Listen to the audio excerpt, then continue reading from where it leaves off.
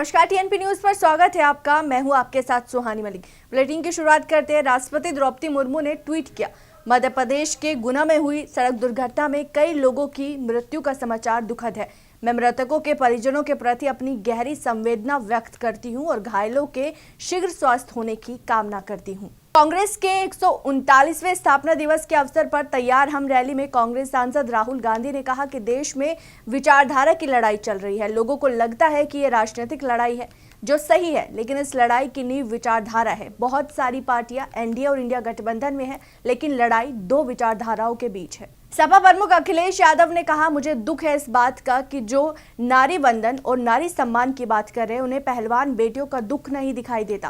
पहले भी हमने कहा है कि हम महिला पहलवानों के साथ है और महिलाओं के साथ कहीं भी अन्याय होगा, उन्हें न्याय दिलाने के लिए समाजवादी पार्टी उनके साथ है। मुझे दुख है इस बात का कि जो नारी वंदन, नारी सम्मान की बात कर रहे हैं, उन्हें पहलवान जो महिलाएं हैं, बेटियां, उनका दुख नहीं दिखाई देता है।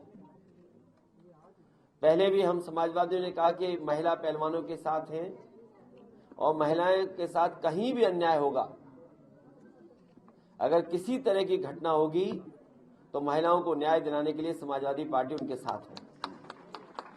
ईडी की पीएमएलए केस की चार्जशीट में कांग्रेस नेता प्रियंका गांधी के नाम पर कर्नाटक के उप मुख्यमंत्री डीके शिवकुमार ने कहा कि बीजेपी को लगता है कि हम जेल जाने से डरते हैं, लेकिन हम जेल जाने से नहीं डरते। हम देश का कानून जानते हैं, वो हमें धमकाने के लिए इन संस्थाओं का इस्तेमाल नहीं कर सकते।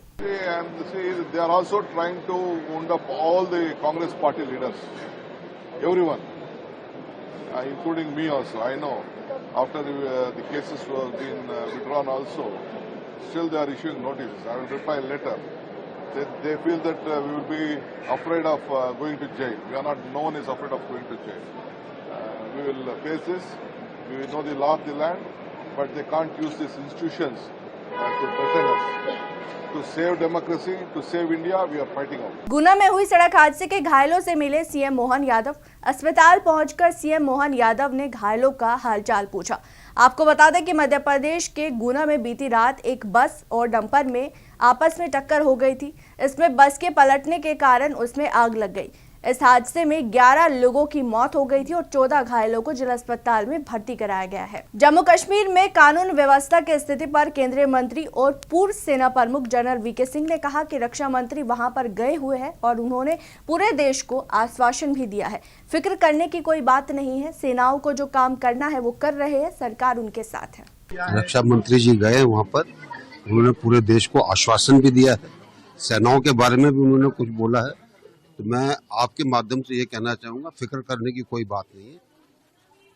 देश पूरे तरह से मुस्तैद है, सेनाएं जो काम करना है वो काम कर रही हैं, सरकार का उनको पूरा साथ है, हर चीज ठीक तरह से हो। दिल्ली मेयर शैली ओबरॉय ने कहा कि बीजेपी का एक ही मकसद है कि सदन को नहीं चलने देना। हर बार हंगामा करना, टेबल पर खड़े हो जाना साफ साफ दर्शाता है कि बीजेपी चाहती ही नहीं कि हम दिल्ली की जनता के हित की बात करें। दिल्ली सरकार के मुद्दों को नगर निगम सदन में उठाना जायज नहीं है। नगर निगम के सदन में नगर निगम के हित की बात चर्चा होनी चाहिए। देखिए, भारतीय जनता पार्टी का एक ही मकसद है कि सदन को नहीं चलने देना। आप जनवरी माह से लेकर अभी तक दिसंबर हो गया, पूरा साल निकल गया, एक दिन भी किसी भी सदस्य ने हाउस ढंग से नहीं चलने दिया सदन को। हर बार हंगामा करना, रकस करना, टेबल पे खड़े हो जाना, कागज को उड़ाना, तख्तियां दिखाना, तो वो साफ दर्शाता है कि वो चाहते ही नहीं है कि हम दिल्ली की जनता के हित की बातें करें। वो चाहते ही नहीं है कि हम नगर निगम के मुद्दों पर कुछ हेल्दी डिस्कशन करें। आज भी दिल्ली सरकार के मुद्दों को यहाँ पर उठाना ये जायज नहीं है। नगर निगम में, नगर निगम के सदन में नगर निगम के मुद्दों पर चर्चा होनी चाहिए। तो कहीं ये दर्शाता है कि ना वो जनता के हित की बात करना चाहती है, ना कर्मचारियों के हित की बात करना चाहते हैं। खबर बिहार से है, जहां पर केंद्रीय मंत्री गिरिराज सिंह ने बिहार के मुख्यमंत्री नीतीश कुमार पर निशाना साधा है। उन्होंने कहा कि नीतीश कुमार जी कुछ ही दिनों के लिए बिहार के मुख्यमंत्री रहेंगे। लालू यादव ने पूरा चक्रव्यूह रच दिया। लालू यादव नीतीश कुमार को मुख्यमंत्री नहीं रहने देंगे। देखिए, नीतीश कुमार जी अब कुछ ही दिन के मेहमान हैं, मुख्यमंत्री नहीं रहेंगे। लालू यादव ने पूरा चक्रव्यूह रच दिया है। उस चक्रव्यूह में पहला चक्रव्यूह था अवध बिहारी जी को स्पीकर बनाना। स्पीकर अवध बिहारी जी है, 5 गो 6 गो एमएलए कम रहा है और वो आने के लिए तैयार है।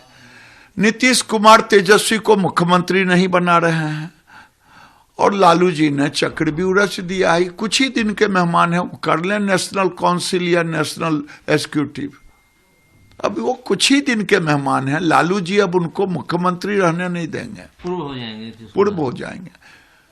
अगर अभी भी अगर उन्होंने तेजस्वी को मान लिया, एक रास्ता, दूसरा उसके साथ जदयू को विलय करा दिया, यही 2 रास्ता बचा है। अगर ये दोनों नहीं माने तो गर्दनिया पासपोर्ट। तो पॉलिटिकल करियर। बीजेपी पार्षदों ने दिल्ली नगर निगम सदन के अंदर विरोध प्रदर्शन किया। एमसीडी नेता प्रतिपक्ष राजा इकबाल सिंह ने कहा कि हमें ये नहीं बताया गया कि आज सदन क्यों बुलाया गया। दिल्ली सरकार के द्वारा अस्पतालों में नकली दवाई दी जा रही है। हम मांग करते हैं कि सौरभ भारद्वाज को गिरफ्तार किया जाए। गोकुलपुर इलाके में कल रात एक लड़के की चाकू मारकर हत्या कर दी गई। उत्तर पूर्वी दिल्ली के डीसीपी जॉय टिकरी ने कहा कि कल रात करीब 9 बजे एक युवक की चाकू मारकर हत्या कर दी। मौके से पता चला कि माहिर नाम के एक 20 वर्षीय लड़के की हत्या हुई है और ये मूल रूप से लोनी गाजियाबाद का रहने वाला है। इसके दोस्त ने बताया कि इसका कुछ लड़कों से तनाव चल रहा था, उन्हीं के बुलाने पर वो इधर आया था। जांच जारी है, हमने हत्या का केस दर्ज किया है। कल रात 9 बजे का इंसिडेंट है और 9 बजे की कॉल है, उससे बस थोड़े पहले का इंसिडेंट था कि एक युवक को चाकू लगे और वो गली में गिर गया है और प्रॉब्ली उसकी डेथ हो गई है।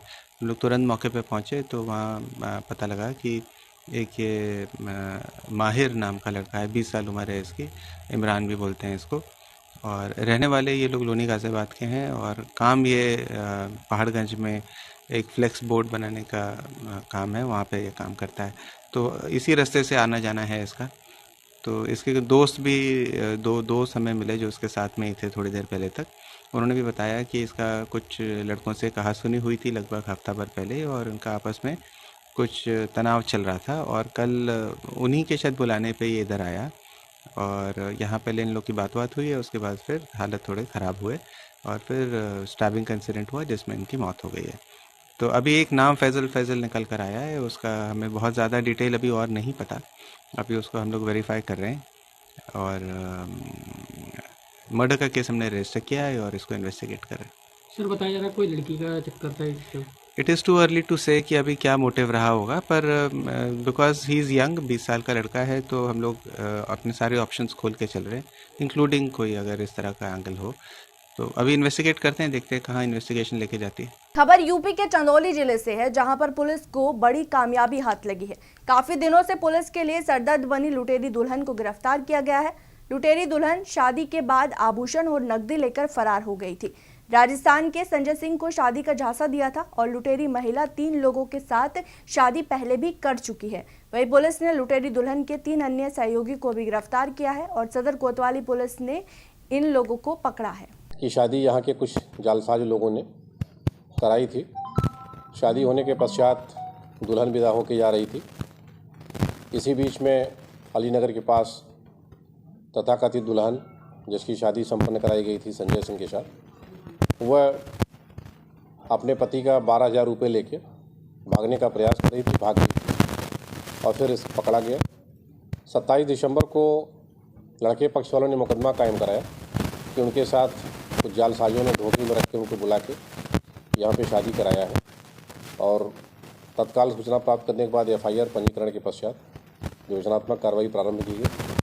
तो इसमें एक रैकेट जालसाजियों का प्रकाश में आया है जो इस तरह से पश्चिमी उत्तर प्रदेश या राजस्थान के लोगों को, हरियाणा के लोगों को बुला के शादी कराते हैं और शादी संपन्न होने के पश्चात विदा होने के पहले ही दुल्हन को एक मॉडस ऑपरेंडी के तहत भगा देते हैं और लड़की जो है बारात पक्ष वालों का काफ़ी सामान, जेवरात और पैसे लेके भाग जाती है। इस मामले में कितनी गिरफ्तारी? अब तक इस मामलों में कुल हम लोगों ने 4 गिरफ्तारी किया है, जिसमें वो तथाकथित दुल्हन जो 3 बच्चों की मां है, जिसको इन लोगों ने छदम नाम से वहाँ पे बैठा के संजय सिंह के साथ शादी कराया था, उस महिला के अलावा 3 पुरुषों की गिरफ्तारी की गई है।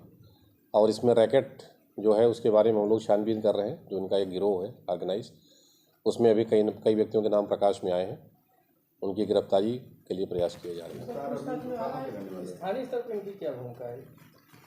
स्थानीय स्तर पे ये लोग